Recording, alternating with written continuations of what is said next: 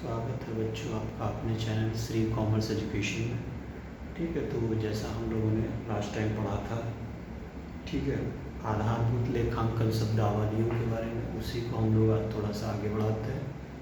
ठीक है, उसी चीज़ को आगे लेकर चलते हैं। तो आज हम बात करेंगे बच्चों व्यय के बारे में। ठीक, व्यय क्या होता है? ठीक है, किसी भी फाइनेंशियल ईयर के लास्ट तक हमें जो चीज़ें पे करनी पड़ती हैं, ठीक है, जो हमारे लिए नुकसान होता है, उसे हम लोग क्या कहते हैं? व्यय कहते हैं। ठीक है बच्चों, तो इसका भी ट्रीटमेंट हम लोग अपने अकाउंटिंग में करेंगे। ठीक, इसके बाद आपका होता है पूंजीगत व्यय। पूंजीगत व्यय बच्चों क्या होता है? ध्यान से सुनिएगा। ऐसे व्यय जो स्थायी संपत्तियों के क्रय करने के संबंध में किए जाएं।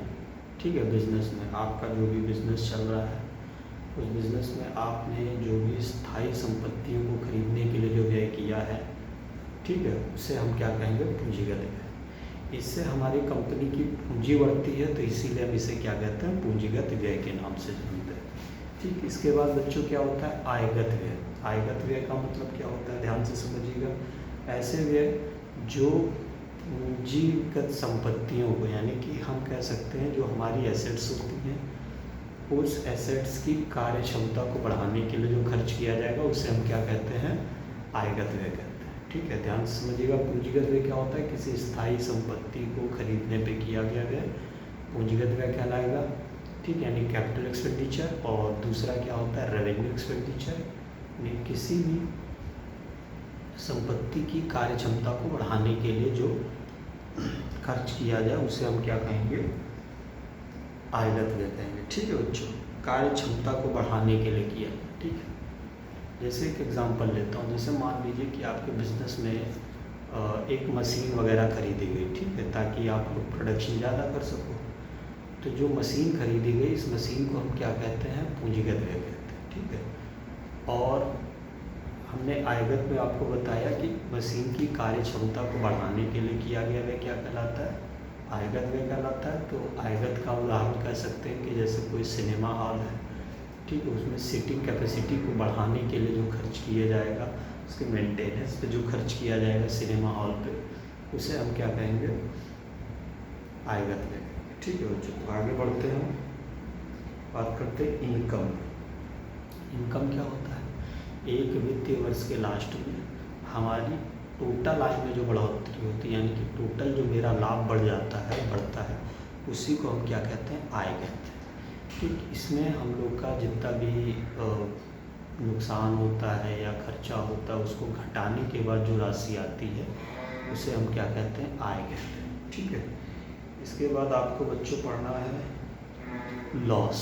लॉस क्या होता है? लॉस भी समझते हैं। लॉस का मतलब बिजनेस में एक वित्तीय वर्ष के दौरान जो भी हमने अनएक्सपेक्टेड चीज़ें मेरे लिए नुकसान का काम कर रही हैं, अनएक्सपेक्टेडली जो मेरे लिए कोई घटनाएं घटित हो जा रही हैं और वो मेरे लिए एक लायबिलिटी क्रिएट कर रही हैं, तो उसे हम हानि कहेंगे। ठीक है बच्चों,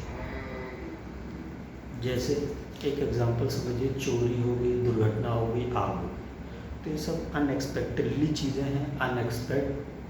एक्सपेक्ट मैंने नहीं किया था कि ऐसा हो जाएगा, बट फिर भी हो गया है। ठीक है, तो ये हमारे लिए क्या कहलाएगा? हानि कहलाएगी। ठीक है बच्चों, अगला हमारा क्या होता है? माल। माल यानी कि गुड्स। गुड्स को हम क्या कहते हैं? ध्यान से समझिएगा।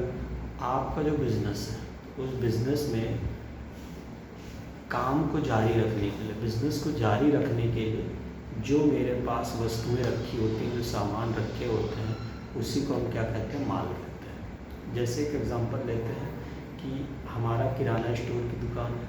ठीक है, अब किराना स्टोर में जितना भी सामान मेरे पास रखा होगा, चाय पत्ती होगा, आटा होगा, दाल होगा, चीनी होगी, गेहूँ होगा, A to Z चीज़ें, जितनी भी चीज़ें एक सामान्य डेली नीड की वस्तु में रखी जाएंगी, जिनको हम खरीदेंगे और बेचेंगे, तो उन्हें हम क्या कहते हैं? गुड्स कहते हैं। ठीक है, इनका भी ट्रीटमेंट अभी आगे चल के हम लोग करेंगे कि कैसे किस हिसाब से किया जाएगा। इसके बाद बच्चों आता है आपका क्या? परचेस। परचेस के बारे में बात करें तो परचेस क्या होता है? परचेस का मतलब होता है एक वित्त वर्ष के दौरान कुछ ऐसे सामान जो हम लोग खरीदते हैं ताकि हम बिजनेस को जारी रख सकें। उसी को हम क्या कहते हैं, परचेज करते हैं। भाई देखिए हमारे पास गुड्स तो होगा ही, सपोज़ कि कभी कभी गुड्स हमारे पास कम पड़ जाता है, तो बिज़नेस तो करना ही करना है, तो उसके लिए हम लोग क्या करेंगे, जो एक्स्ट्रा सामान खरीदेंगे उसी को हम क्या कहते हैं, परचेज करते हैं। ठीक है बच्चों, चलिए थोड़ा सा आगे बढ़ते हैं। क्या होता है परचेज वापसी, क्रय वापसी जिसे बोला जाता है, क्रय वापसी यानी परचेज रिटर्न। ये क्या होता है, ठीक कोई भी ऐसा सामान ठीक जो मैंने खरीदा था, लेकिन किन्हीं कारणों की वजह से हम उनमें से कुछ सामान हम वापस कर दे रहे हैं, तो उसे हम क्या कहते हैं, क्रय वापसी कहते हैं। भाई मैंने सामान खरीदा था, मान लो शर्मा से मैंने सामान लिया, ठीक शर्मा बहुत बड़ा व्यापारी था, तो मैंने शर्मा से कुछ सामान खरीद लिया, लेकिन बाई चांस उसमें कुछ डिफेक्ट निकल आया, एक आध सामान टूटे थे या कुछ और ऐसी कमियां निकल आई, ठीक है, तो वो सामान मैंने उसको बोल के वापस कर दिया, तो उसी को हम क्या कहते हैं बच्चों, क्रय वापसी कहते हैं। ठीक है, इसके बाद क्या होता है विक्रय। तो बिजनेस में जो भी हम लोग सेलिंग करते हैं, जो भी हम सामान बेचते हैं और उससे लाभ अर्जित करते हैं, तो उससे हम क्या कहते हैं, विक्रय कहते हैं। जब गुड्स होता है, गुड्स को हम क्या करते हैं, लोगों को बेच देते हैं, और बेचने से जो हमें पैसा मिलता है, ठीक है, वो मेरे लिए इनकम का काम करता है। ठीक है, तो सेल क्या होता है भाई, ये मेरे लिए इनकम होती है। ठीक है ना, कि वस्तुएं हम बेच रहे हैं, उसके बदले हमें क्या मिलेगा, पैसा मिलेगा। ठीक, इसके बाद होता है जो विक्रय वापसी।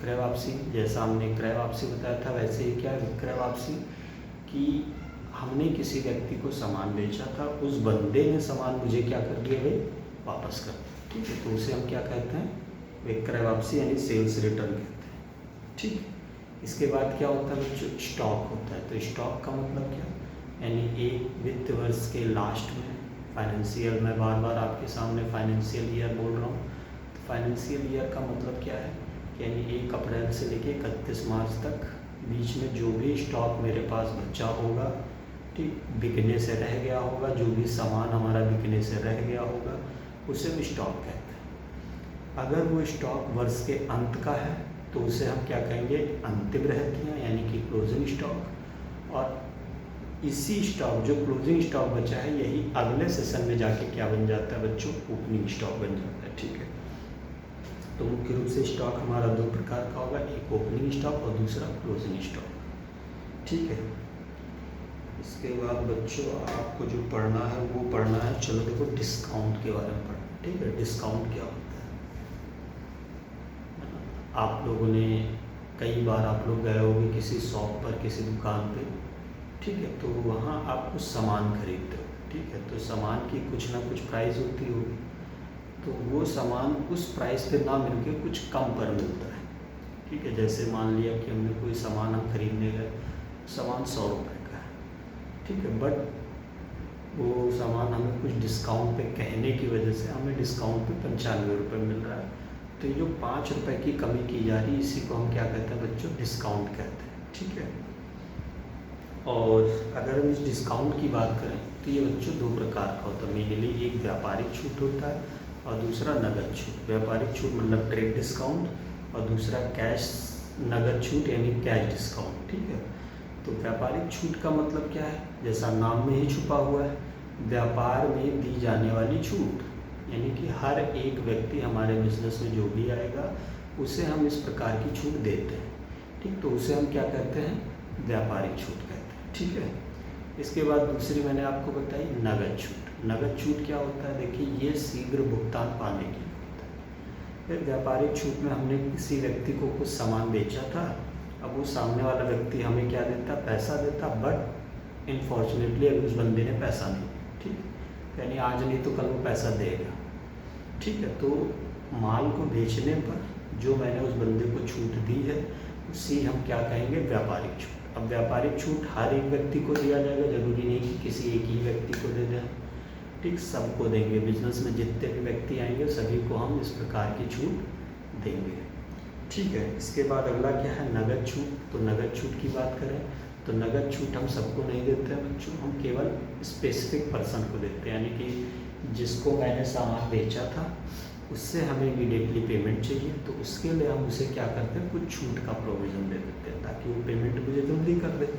तो उसी को हम क्या कहते हैं बच्चों, नगद छूट कहते हैं। ठीक है, तो नगद छूट का लेखा पुस्तक में किया जाएगा, लेकिन व्यापारिक छूट का लेखा नहीं किया जाएगा। ठीक, तो वो भी हम आगे चल के बताएंगे कि क्या ट्रीटमेंट होगा इसका।